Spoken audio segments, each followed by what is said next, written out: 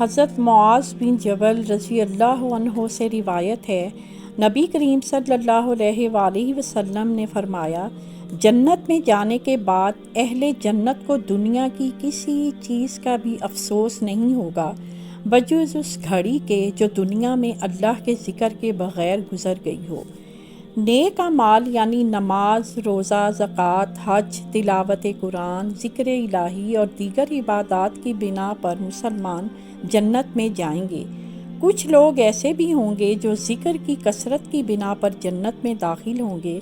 وہاں انہیں یہ احساس ہوگا کہ دنیا میں وہ وقت جو انہوں نے غفلت کے باعث یاد الہی میں نہیں گزارا، کاش کہ انہوں نے یاد الہی میں گزارا ہوتا، کیونکہ جتنا کوئی ذکر زیادہ کرے گا آخرت میں اتنے ہی اس کے درجات بلند ہوں گے۔ اگر میری بات اچھی لگی ہو تو اسے ضرور لائک کیجیے گا اور سبسکرائب کیجیے گا۔ جزاک اللہ خیر۔